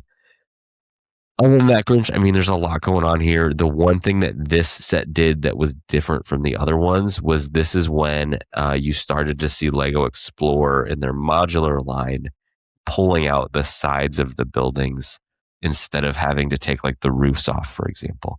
And so it added a whole new element of accessibility, and one that I kind of wish Lego would explore more for things like the modular buildings. They've done that for the Marvel buildings, for example, but we haven't quite gotten that in the modulars yet. Actually, Wes, that was first introduced in the markets, the little pull-out section, and continued here. And I think, kind of like you're saying, was then kind of later. We still haven't had that in the modulars, have we, quite yet? But definitely great that they're still doing it here. I'm really sad with this one because there's not really a fun, innovative play feature. I mean, I guess it's supposed to be the mech and the crane, but I don't know. Yeah, and there's two cranes here, right? And so there's one kind of at that mid level, and then there's one at the top. Mm-hmm. And then yeah, there's this sort of sliding platform that the mech can go on, and he moves in towards the center of the build, and you can kind of pull him out, I guess, and like deploy the mech. I love this idea of workshops. I think you could have done like people working on boats or people working on like other elements. This is where the Ninjago theme, I think, kind of struggles a little bit for a few areas in this build that I'll call out. One is, the Ninjago theme in general is very mech heavy, and I understand that that's kind of part of the storyline and is sort of par for course. Lego has this odd sort of obsession over mechs. We get them in all sorts of themes. Sometimes I don't know why we're getting them, I'll say. You don't dream of mech? I don't. But I think, for a theme that's already so heavy with mechs, to get another one in this series just feels a little bit like wasted opportunity. There, I said it. The other thing too, and you kind of saw this in previous versions, these buildable signs. This is where you have kind of an odd buildable sign. The character with the sword, he's like above the joke shop, I think, is what it ends up being. But he looks really creepy, and again, right, it's like a character from the show. If you're just not into the show, it's a little much. What I do really like is you have sort of the mech on the above, I think, what is the mech headquarters, kind of giving like the standard sort of peace symbol, which is sort of fun. So for every creepy magician toy soldier guy, you get a fun little mech posing for a picture. So anyways, Grinch, yeah, I mean, that's kind of my takeaway with the mech itself. Wasted potential. What are your thoughts? Wasted potential is a really good way to put it. First of all, again, no fun play feature, so me mad. Also, me mad because I don't know what the heck this thing is by the crane. It is not an animal that I recognize. I don't think it's an animal, dude. I think that's the mech. It's the mech face? Yeah. And he's doing like a squinty, like, kind of Japanese like pose for a picture. So now I'm even more mad because where my animal? Yeah, there's no buildable animal in this one, is there? I am devastated. Unless you count the mech. So, well, okay, let's get the other things out of the way. Roof gang, where we at? All right, this one actually has some pretty good roofs. So we've got the little the catapult roof. Yeah. So the little catapult play feature thing, which is essentially a little bucket on like a 1x3 type of plate.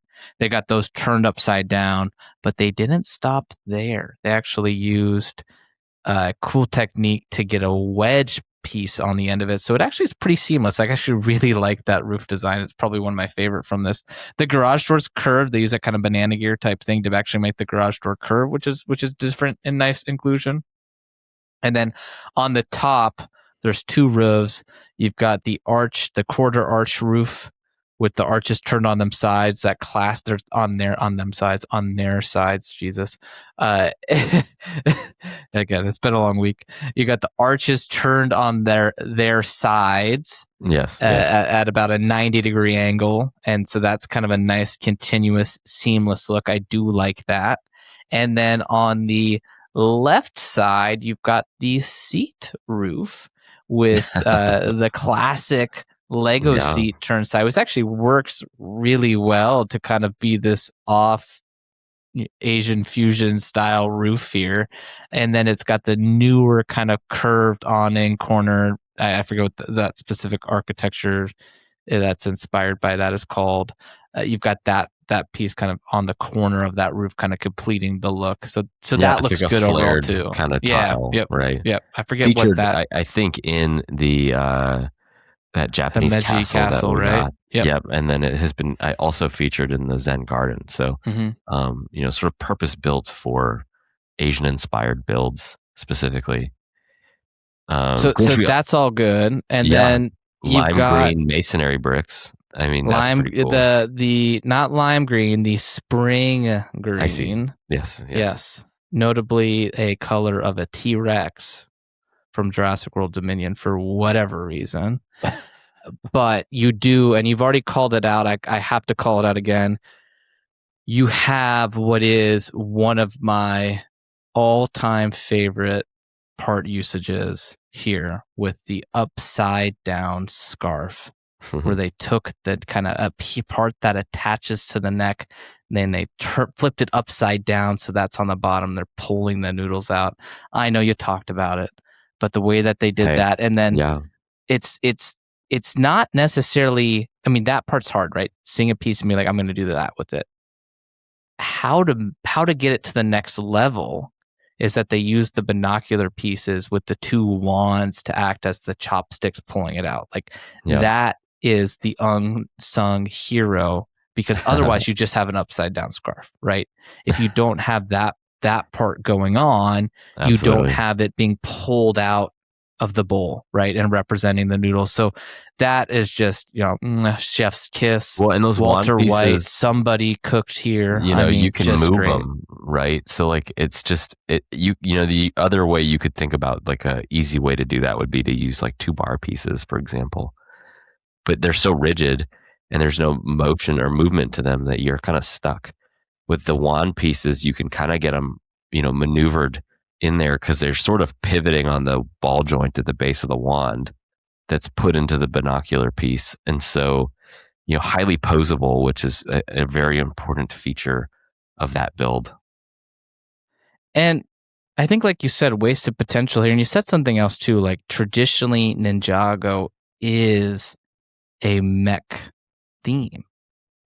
And so it's almost a shame that the mech that we got here is not very good. It's kind of plain. It's kind of boring. It's supposed to be this main thing, right? It's supposed to be the main feature. So much of so that they've inverted the build around it, right? And they've tucked it a little bit too far in my opinion. There's that big gear kind of sticking in to get the turning on it. That platform needs to be out. It really needs to be the centerpiece here. It's not a conceptually bad idea, but I don't think it was executed the best. And it's funny because it seemed like maybe they were going for a little bit of a younger audience, but it doesn't make sense to me in this case, because first Ninjago City, $300, Docks, $230, Market or Garden, $370, Market, $350, right? And this one was $200, but it felt like it was missing $100 worth of stuff. Yeah. So, I mean, the mech, you can add parts to it, right? So that's part of the story, is like, it starts out as kind of plain and gray, and then you're adding these like golden armor elements to it. But again, right, like, this would be really fun to have like some sort of flying ship or something, or something needs to take up that center. That you're right, like the platform sliding sort of, and the mech is really designed to be in the center of this build, and it's all built around it, but we just don't see it there. This would be, I know that we already got it in Gardens, but like a tree growing up in the center of this would add like a lot of life to this build. And you could have probably cut the price by a significant amount or something. Like, but the price wasn't the issue. It was the stuff. You know what I mean? Like, it's the cheapest one. Yeah. It's a fun inclusion. It just doesn't feel like the mech doesn't feel like it adds anything to the set itself. You can tell that it's a main feature of the set. And so it does feel a little bit of a letdown here. It feels like you had a movie director, and these were actually, this to Gardens were all the same designer. It feels like you had a movie director here that had a lot of passion for the first one, and then was told they had to turn it into a trilogy. And so the second one, they it's good, solid, right? There's maybe an issue or two here, could have been a little bit better, and it would have been amazing. And then the third one, they were just like, all right, I'm ready to do something else, right? And Yeah. they just got it out because they were contractually obligated. Not saying that's what happened here, just saying it's kind of what it feels like. All right, West. So that's Ninjago City. We had a lot of ups, and we kind of came crashing down at the end there, but that's okay. What do you think the future is? And I'll preface that with the workshops, like it felt like they were trying to reboot it, right, for the next generation, but it didn't have the magic, right? It was missed execution, didn't have everything that made Ninjago City great, right? I mean, so who was that for? And if that was your first one, that's not a flagship set. So what do you think the future's here? Yeah, I mean, if that's your first one, you're really entering that series at the wrong time. Grinch, I don't know, man. I mean, this is, it's hard enough to like ask the questions of like what's going to be the next Winter Village set or what's going to be the next modular building. And, it seems like every time we've got some ideas, Lego finds a way to sort of subvert them and do their own thing. Life finds a way. Yeah. I don't know, man. I mean, whatever it is, it's going to be fun. It's going to be whimsical. It's going to have, that cyberpunk feel. It's hard to say, like it's funny when you're on the kind of the message boards or you're following the modular building discussions online and, you get the standard, like we want a hospital, we want a fire station, we want, like there's always sort of like a utilitarian sort of like viewpoint to like what we want next. It's sort of the same with the Winter Village. It's like we haven't gotten a restaurant in a while. Like let's get something that's not a bakery in the Winter Village. And it's like, yeah, sometimes though, like Lego doesn't make things because like the town is lacking this. So let's add the, like in the modular series, they do kind of, you've heard the designers comment like they have a hotel. So we wanted to make an entertainment district. So we created the jazz club next. Like, sometimes that is part of the process. I just don't know the source material enough to know like what would make sense next here. So I'm kind of happy just to sit back and wait, Grinch. How about you? What are you thinking? Oh, West, I thought you would never ask, because boy, do I have some ideas. No, I think the mature question to ask here is, do we need something? Do we need, because my issue with actually what you just said is, first of all, I took it personally and massively offended. But all no. All jokes aside, and I took that personally. But I where I was going to go at this point is, do we need an annual one of these or a biannual one of these so that in the future we've got a series of 20 of them, right? I mean, half of my space is dedicated to modulars at this point, right? And that's okay. Yeah. They're great. But do we need that with Ninjago too? I would say no. I mean, how do you keep this at some point to be just becoming Ninjago modular? And it's always it's always been a modular, right? And that's not what I'm saying. Where we talked about is the verticality, right, of these builds. They're separate, unique building structures that are all pieced together as you build up, like your classic Hong Kong, Tokyo, or Shanghai, right? I mean, that's kind of what those cities are like. But what stops it in the future if you turn to like, okay, well, they need a hospital district. So I don't really necessarily know how many more I want them to do, right? And then you get into this world of, well, what if they did a remake, right? I don't know if anybody necessarily wants that either, right? So for me, we got the workshop, we got the market. I think maybe the only thing that I would say that we're missing, right? Because you've got a corner alongside a corner, alongside and a corner, right? We're missing one corner.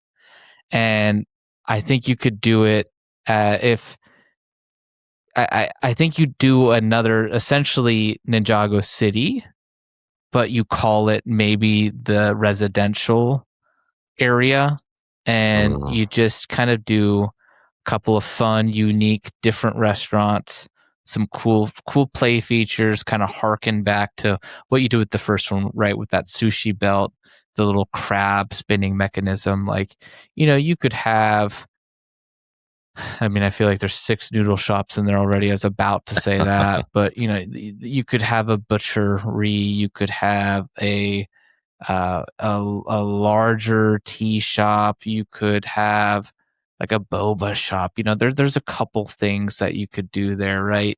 yeah. And you could have some various residential areas, or you could maybe have a tech district and really lean into the more cyberpunk side, almost kind of like Ninjago City Gardens without the garden part, right? Well, Yeah. while Yeah. limited, you could really lean into more of a tech heavy kind of hub, and you could have more of a commercial hub that way because you got the markets, right? But this would be kind of the tech industrial area, and you got the mechanical industry area, and then you kind of got the houses throughout. I mean, I think that would be kind of cool too. So those would be my 2 options, but I think you'd stop there, right? Yeah. I think those are good ideas. I have 2 that I want to pitch, and they're kind of similar, which is you could do like a Ninjago City Center, and it could be, more of like a plaza on the main floor. It Yeah, but feels then you got to have another one to even it out, and I don't want another one. maybe, right? Like, so that or like a Ninjago City like hall. I'm thinking of like you get, Like a maybe Lions Club, like more of Teamsters. a no, but like a administrative building mixed with like a little I, more I think you verticality. want the Teamsters. I think you could do so. Like, picture it with me. You keep the water level on the first floor and the second floor, right? Like as they are.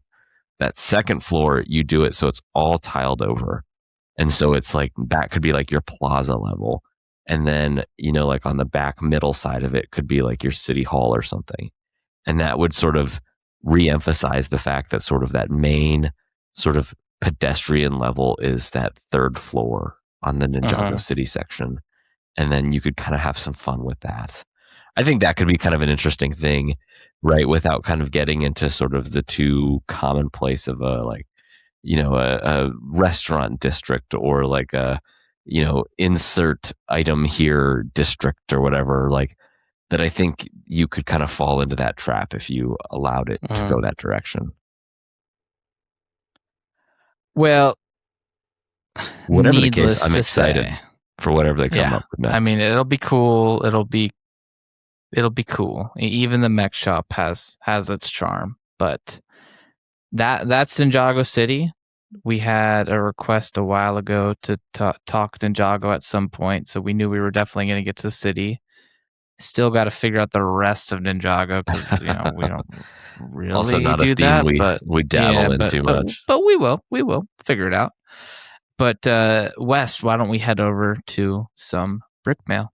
Let's do it. Brick mail.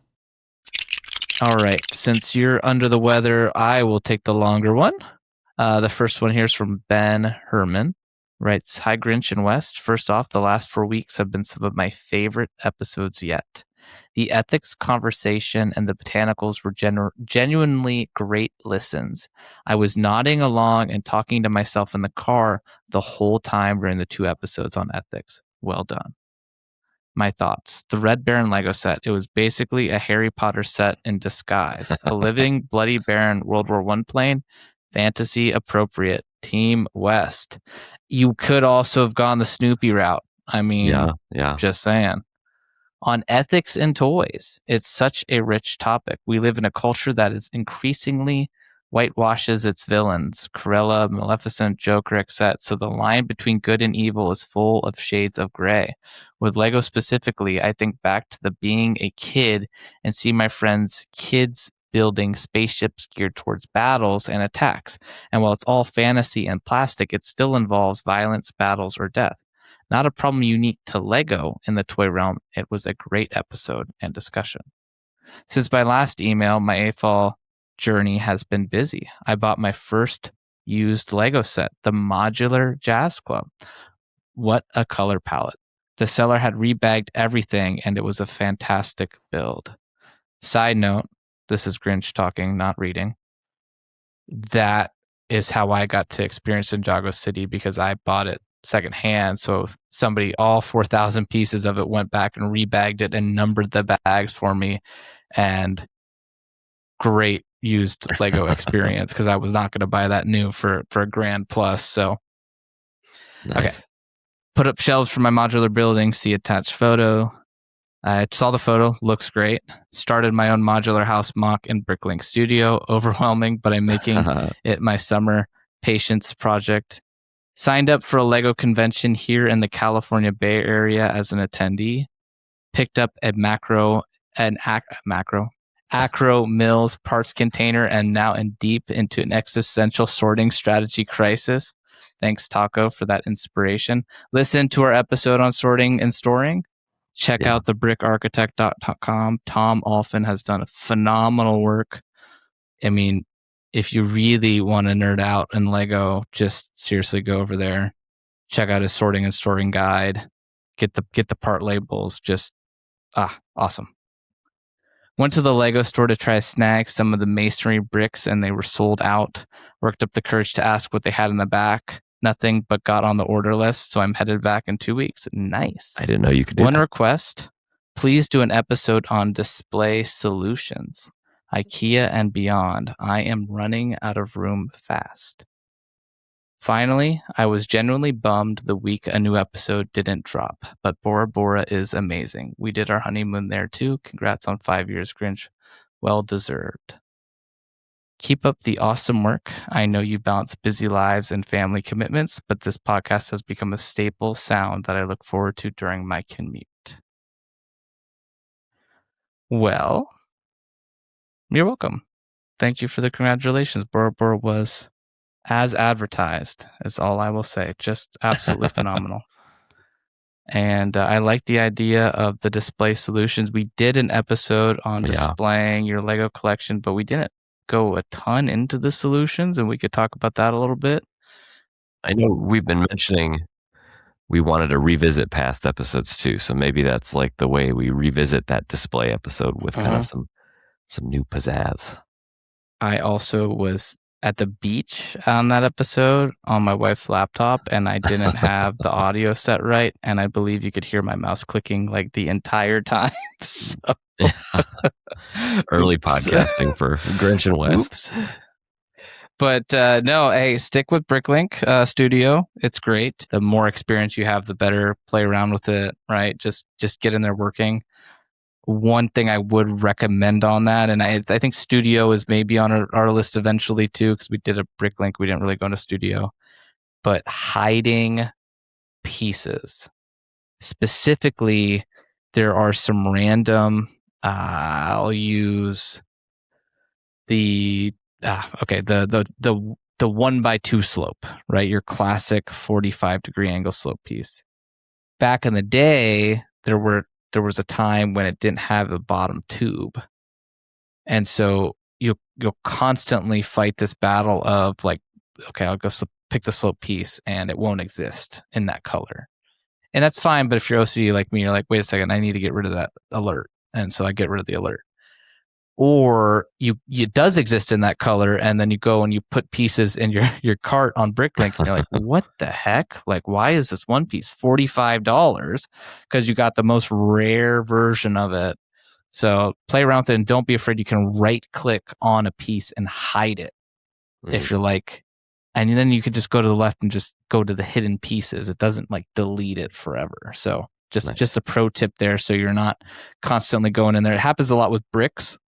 When you go and you pick the bricks without the bottom tubes that they use for transparent bricks. So just a tip. Yeah. Well, thank you for writing in, Ben, and we appreciate you kind of spending your time with us on this episode. And it sounds like you're in a full-blown AFOL journey. So that's exciting to hear. Our next episode, or our next comment comes from Renee, who writes in on Spotify and says, "Hello. Loved the episode. My first ever set was the bonsai tree. I've built the Jack Pirate pirate ship, and it's amazing.